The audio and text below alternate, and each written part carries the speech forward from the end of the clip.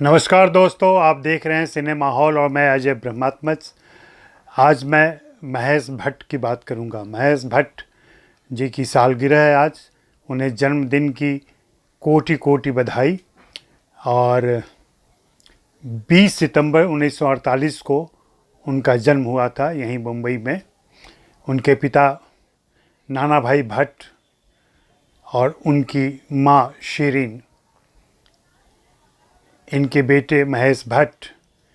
इनकी परवरिश यहीं शिवाजी नगर के गलियों में हुई और पल बढ़ के जब बड़े हुए तो फिल्मों में आए अपने पिता की तरह, और उन्होंने एक नई दिशा चुनी।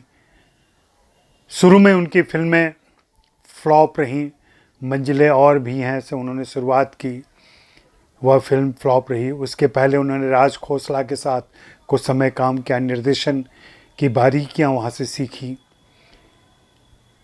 और फिर एक अंतराल के बाद उन्हें अपना विषय मिला और वह फिल्म आई जो उनके लिए प्रस्थान बिंदु बन गई, वह है अर्थ।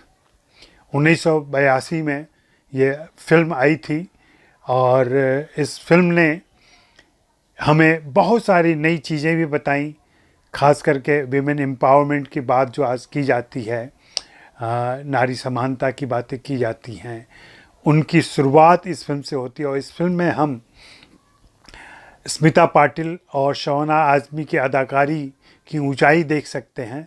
इसी फिल्म के लिए शबाना आज़मी को सर्वश्रेष्ठ अभिनेत्री का पुरस्कार भी मिला था। और महेश भट्ट की यह शुरुआत उसकी अगली फिल्म में और जाके चमत्कार पैदा करती है जब वे सारांश लेके आते हैं। और उसके बाद से तो लगातार उनकी फिल्में आती रहीं। और उन फिल्मों के नाम अगर मैं आपको बताना शुरू करूं, आप ज़रूर उन फिल्मों को देखें। मैं यहाँ पे 8-10 फिल्मों के नाम लूँगा और महेश भट्ट की जब भी बात हो आप इन फिल्मों को इंटरनेट के ज़रिए या और किसी प्लेटफॉर्म पर देख सकते हैं और आप ज़रूर इन फिल्मों को देखें, जिसमें अर्थ और सारांश तो है ही। इसके अलावा जो फिल्म झटके से मुझे याद आ रही है वो है नाम, फिर काश, फिर सड़क, फिर जन्म, फिर डैडी और साथी। साथी एक फिल्म है उनकी। और उनकी आखिरी फिल्म जो उनके निर्देशन में 1998 में आई थी, जख्म। इन सभी फिल्मों में हम महेश भट्ट को अलग अलग अंदाज में देखते हैं और ये उनका उत्कर्ष है। 98 के पहले और जख्म में जिस तरीके से सांप्रदायिकता के सवाल को वे उठाते हैं और माँ बेटे और उनके किरदारों के जरिए पेश करते हैं, वह सचमुच फिर से देखने लायक है। और ख़ास करके आज के माहौल में। सड़क के बाद उन्होंने निर्देशन का बूट तांग दिया था और कहा था कि अब मैं निर्देशन नहीं करूँगा, लेकिन बेटी की जिद और उसकी ख्वाहिश थी कि उसके पिता एक बार उसे डायरेक्ट करें, और इस तरीके से सड़क 2 का निर्माण हुआ।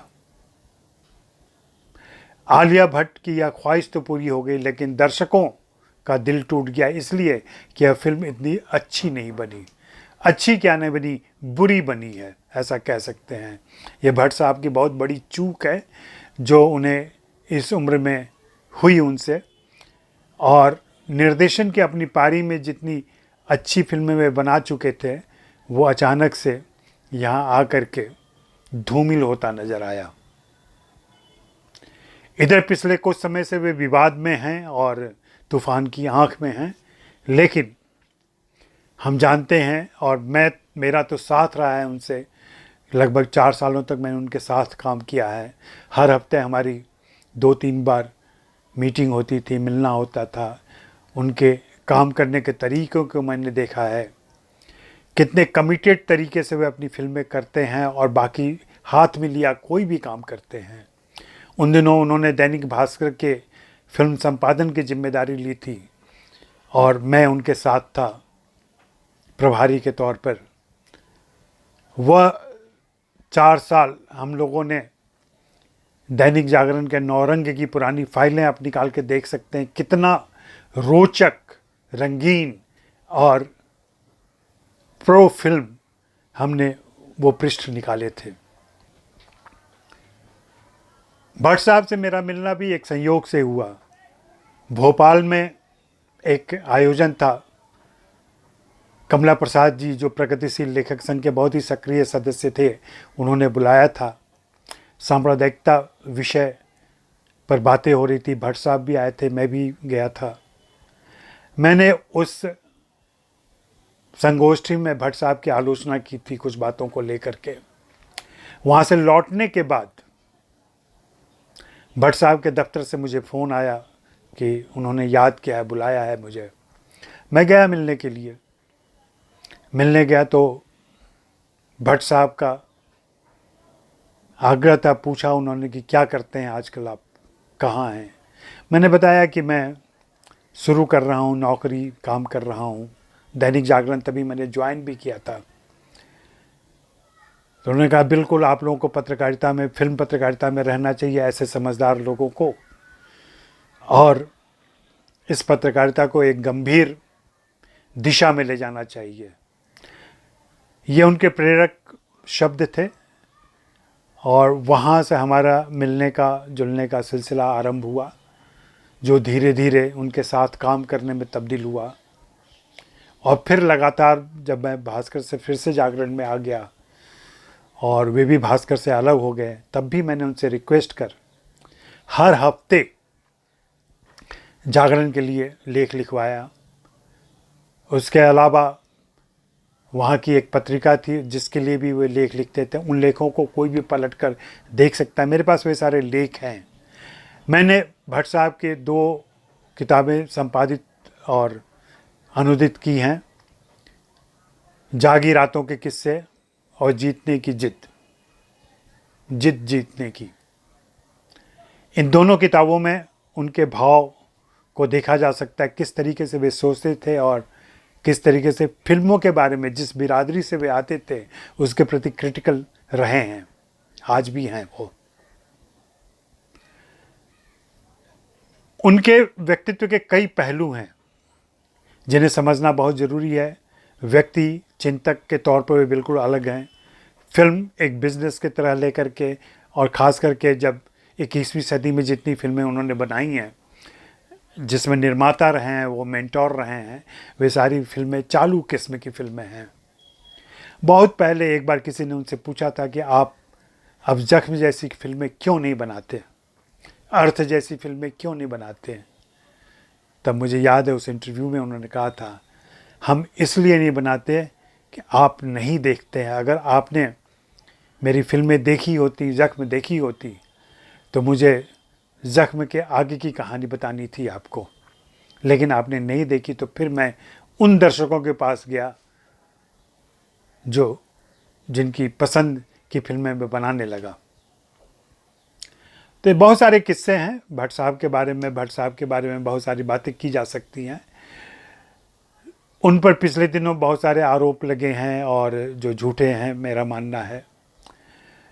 भट्ट साहब ने इस इंडस्ट्री में दर्जनों प्रतिभाओं को इंट्रोड्यूस किया है और कुछ ऐसी भी प्रतिभाएं रही हैं जिनको रीकिंडल किया है, पुनर्जीवन दिया है और उन्हें नई ऊंचाइयों को छूने का हौसला दिया है। उत्तर भारत से आए कलाकारों से उनका मिलना और उनके दफ्तर आते जाते मैंने देखा, रोजाना जो भीड़ लगी रहती थी JBPD स्कीम पर, जो उनका दफ्तर था। गायक आते थे, संगीतकार आते थे, कलाकार आते थे, कहानीकार आते थे, गीतकार आते थे और वे उनमें से कुछ लोगों से मिलते भी थे, उनको मौका भी देते थे और उनमें से चंद काफ़ी मशहूर हुए और आज इंडस्ट्री में योगदान कर रहे हैं। तो हमें किसी भी व्यक्तित्व के मूल्यांकन के लिए एक वक्त लेना चाहिए। अभी भट्ट साहब मुझे लगता है फिर से लौटेंगे, सड़क 2 से हुई भूल को भी सुधार करेंगे वो, और फिर से एक नई फिल्म लेकर आएंगे, मुझे पूरी उम्मीद है। और मैं यही कामना करता हूँ कि भट्ट साहब की क्रिएटिविटी बने रहे। इसके अलावा उनके लेखन को खोज खोज के पढ़िए, अगर आप पढ़ सकते हो तो। उन्होंने अपने गुरु यूजी कृष्णमूर्ति पर एक किताब लिखी है। कम लोगों को मालूम है कि उन्होंने अपने गुरुजी के अंतिम दिनों में फिल्में छोड़ दी थी और उनके पास चले गए थे उनकी सेवा के लिए। वे अंतिम समय में उनके साथ रहे और उस साथ का पूरा विवरण उन्होंने उस किताब में लिखा है। यह किताब भी वाणी से आई हुई है हिंदी में। तो आप ज़रूर अपने समय की इस प्रतिभा से मिलें, उनके लेखन के ज़रिए मिलें, उनकी फिल्मों के ज़रिए मिलें, उनके बारे में जो आच्छादित कर दिया गया है खबरों से, जो फिजूल की खबरें हैं, उनसे परेशान ना हो। मुझे लगता है कि इस वीडियो को देखने के बाद बहुत सारे उनके निंदक मुझसे नाराज़ होंगे, क्योंकि अभी वैसी हवा चल रही है। मुझे इसकी परवाह नहीं है, इसलिए कि मैं जानता हूं कि भट्ट साहब का क्या योगदान रहा है फिल्मों में और किस तरीके से वे प्रेरक का काम करते रहे हैं। आज इतना ही। शुक्रिया, मेहरबानी, धन्यवाद।